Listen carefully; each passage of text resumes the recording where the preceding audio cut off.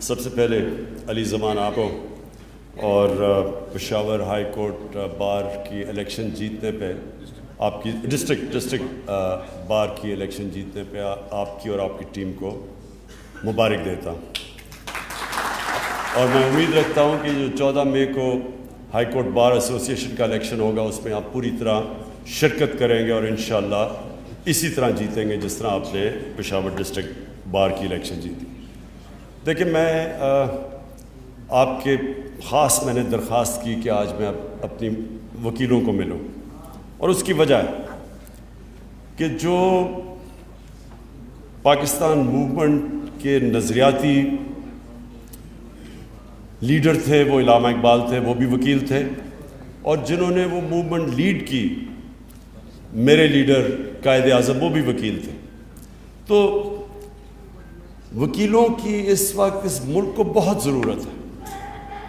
جو وکلا کمیونٹی ہے پاکستان کی، شاید کبھی بھی ملک کو اتنی ضرورت نہ پڑے جتنی آج آپ کی ضرورت ہے، کیونکہ ایک تو یہ کیس ہم نے عوام کے اندر لڑنا ہے سڑکوں کے اوپر، اور دوسرا ہم نے عدالتوں میں لڑنا ہے۔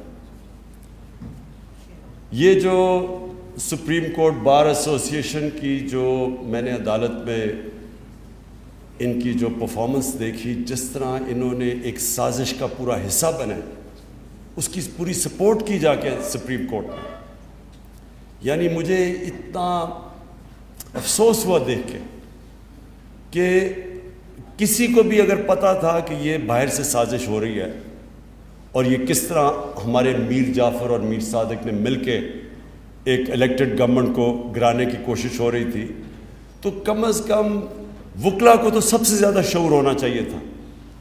لیکن سپریم کورٹ بار ایسوسی ایشن کی جو عدالت میں کھڑے ہو کے، وہ تو اس طرح تھا کہ وہ نون لیگ کا کوئی ایک حصہ ہے، عہدیدار ہے، اور بڑی مجھے افسوس ہوا کہ جن لوگوں کو شعور ہے وہ بھی اس سازش کا حصہ بن گئے، کیونکہ یہ جو مراسلہ تھا یا جو سائفر تھا جس کے اوپر یہ سارا سازش سامنے آئی، جو باہر کے ان کا جو انڈر سیکرٹری تھا اور ہمارے ایمبیسڈر کے بیچ میں جو گفتگو تھی، تو وہ تو ہم نے جب ایک دفعہ منظر عام پہ لے آئے تو سب کو پتہ چل جا رہا تھا کہ یہ رجیم چینج باہر سے کیا جا رہا ہے، اور اندر سے یہ ملے ہوئے تھے ان کے ساتھ۔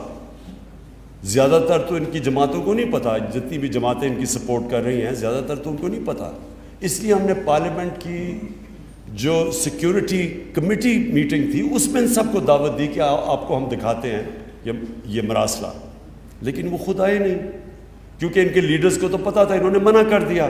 شہباز شریف تو اس کا پورا اور نواز شریف حصہ تھا، آصف زرداری پورا حصہ تھا، تو ان کو تو پتہ تھا کیا ہے، لیکن باقی لوگوں کو انہوں نے منع کر دیا، تو اس لیے زیادہ تر لوگ انجانے میں اس سازش کا حصہ بن گئے۔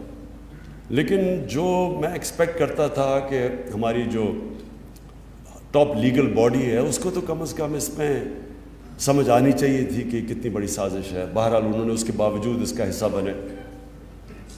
ابھی جو آگے ہم نے لڑنا ہے یہ عدالتوں میں بھی لڑنا ہے اور سڑکوں پہ بھی لڑنا ہے، اور اس کے لیے میں اپنی ساری جو پاکستان کی وکلا کمیونٹی ہے اس سب کو میں آرگنائز کر رہا ہوں۔ آپ نے سب سے پہلے میری آپ سے ملاقات ہوئی، کل انشاءاللہ لاہور میں وکیلوں کو مل رہا ہوں۔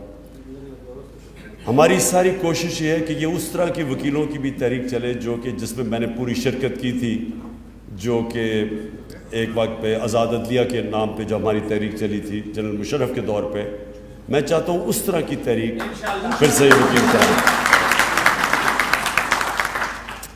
اور دوسری چیز، یہ جو الیکشن کمشنر ہے، کبھی بھی پاکستان میں نے اتنا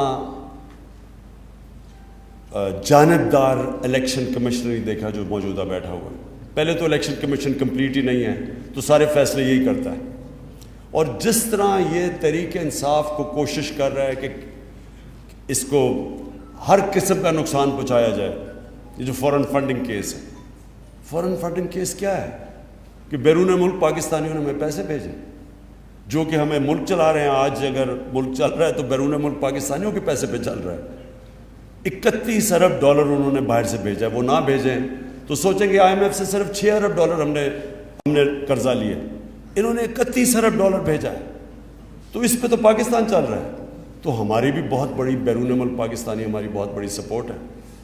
تو یہ جو اس وقت ہو رہا ہے, یہ جو الیکشن کمیشن کر رہی ہے کہ باقی دو پارٹیز کے کیس نہیں سن رہی, سپریم کورٹ نے کہا کہ تینوں کے اکٹھے سنو, ان کے سن نہیں رہی اور ہمیں بار بار کٹہرا میں کھڑا کیا ہوا ہے, اور تاثر یہ دی جا رہا ہے کہ جی تحریک انصاف نے کوئی بہت غیر قانونی چیز کی ہے, جو نہیں کی, جو ثابت ہو جائے گا جب بھی ہمارے سب اکٹھے مل کے کیسز سنے جائیں. لیکن میں یہ چاہتا ہوں کہ آپ کی مجھے ہیلپ چاہیے ہوگی, یہ جو الیکشن کمیشن کے اوپر بھی, اور پھر یہ جو ابھی شہباز شریف ہم یہ عدالت میں جا رہے ہیں کہ 16 ارب روپے کے ان کے اوپر جو کیسز بنائے تھے وہ ایف آئی اے نے بنائے تھے, جو انہوں نے نوکروں کے نام پہ پیسہ لیا ہوا ہے. اب یہ اقتدار میں آ کے سب سے پہلے جتنے آفیسرز انویسٹیگیٹنگ تھے ان کو فارغ کر دیا. یہ کیسے ہو سکتا ہے؟ یہ کہیں بھی دنیا کے اندر قانون میں آپ جانتے ہیں کانفلکٹ آف انٹرسٹ ہوتا ہے. اگر آپ کے کیسز ہیں, آپ کیسے اس ادارے میں مداخلت کر سکتے ہیں؟ اس کے لیے بھی ہم عدالت میں جا رہے ہیں اور آپ کی بھی ہمیں مدد چاہیے ہوگی, کیونکہ یہ تو ایک ایف آئی اے ایک ڈسٹرکشن ہے. اس کے بعد تو ایف آئی اے کبھی بھی کسی طاقتور کے خلاف جرت نہیں کرے گا کیس کرنے کا. کوئی بھی طاقتور, کوئی F B R, F I A, NAB, یہ سب ڈریں گے طاقتور لوگوں کے خلاف قانونی کارروائی کرتے ہوئے, کیونکہ ان کو ڈر ہوگا انتقامی کارروائی, بعد میں انتقام لیا جائے گا. اس لیے اس پہ بھی ہم انشاءاللہ آپ سے ان ٹچ ہوں گے. آپ کو بھی علی زبان ہم آپ کو بتائیں گے کہ ہمیں کرنا کیا ہے, کیونکہ دیکھیں یہ میں پھر سے بتاتا ہوں, یہ تحریک انصاف کی جنگ نہیں ہے, یہ پاکستان کی جنگ ہے. یہ اگر ہم نے قبول کر لیا, یہ جو انہوں نے ہمارے اوپر مسلط کیا سازش کے ذریعے, تو پہلے تو سب سے پہلے یہ یاد رکھیں کوئی امریکہ کے سامنے ان کی دھمکی کے سامنے نہیں کھڑا ہوگا. سارے پرائم منسٹر جن کو کرسی کا شوق ہے وہ تو ڈریں گے کہ کبھی بھی ہمیں ہٹا سکتے ہیں, تو وہ ہر ان کی بات مانیں گے. یہ بہت بڑا ملک کو آگے جا کے نقصان پہنچے گا اگر یہ کامیاب ہو جاتے ہیں, اور یہ ہر ان کی وہ بات مانیں گے جو ادھر سے حکم آئے گا.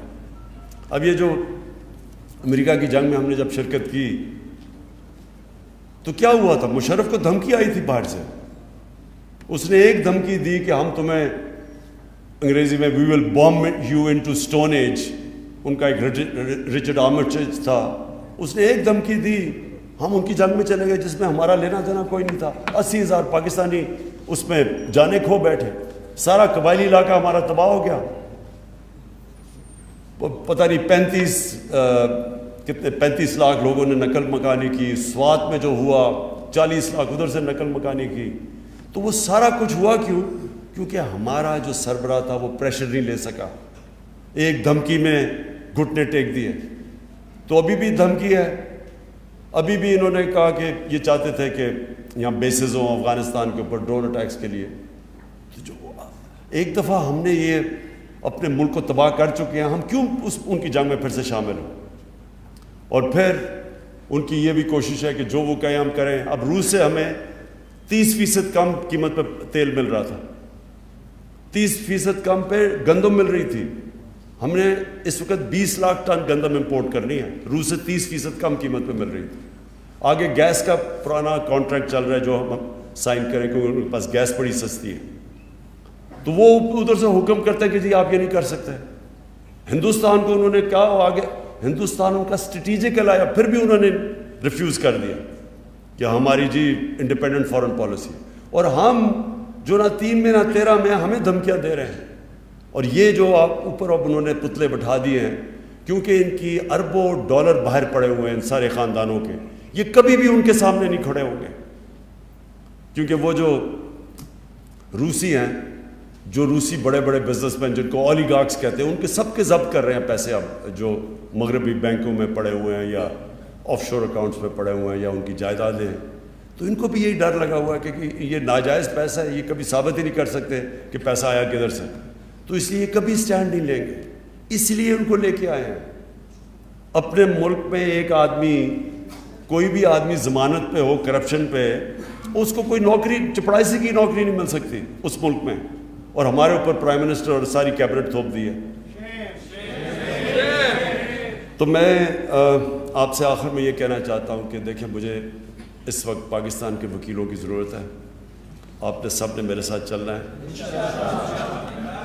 اپنے ملک کی یہ تختہ ایک بار بھی ہم نے جیتا ہے 20 سال. اچھا ندیم شاہ ایڈوکیٹ صاحب. اچھا ندیم ہے یا ندیم شاہ؟ ندیم شاہ. اچھا ندیم مبارک ہو آپ کو بھی تخت بھائی بار ایسوسیشن کی جیتنے کی.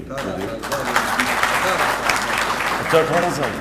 میں یہ چاہتا ہوں کہ دیکھیں پہلے تو شرکت ضرور کریں ہر جگہ. اس وقت اپنی ہماری صحیح معنی میں منظم کریں اپنی وکلا تنظیموں کو, لیکن سارے اپنے ملک میں وکیلوں کو تیار کریں. جو ہمارے نئی بھی ہیں نا, جو دوسرے بھی ہیں, ان سے بھی بات چیت کریں, کیونکہ وہ بھی ان کو بھی خوف ہوگا کہ کرپٹ غلام امریکنوں کے غلاموں کے نیچے اپنا ملک کا ہم ان کے نیچے اگر ہم چلیں گے تو وہ سارے ملک کو نقصان ہے. تو اس لیے میں نے کہا تھا محمود خان کو اور شاہ فرمان کو کہ ضرور میری آج وکلا سے میٹنگ کروائیں, اور ہم تاکہ آگے یہ جو آنے والی تحریک چل رہی ہے اس میں آپ پوری طرح شرکت کریں, اور اسی طرح کی شرکت جس طرح آپ نے وہ بہت بڑی وکلا تحریک پہ کی تھی جو آزاد عدلیہ کے لیے تھی. شکریہ.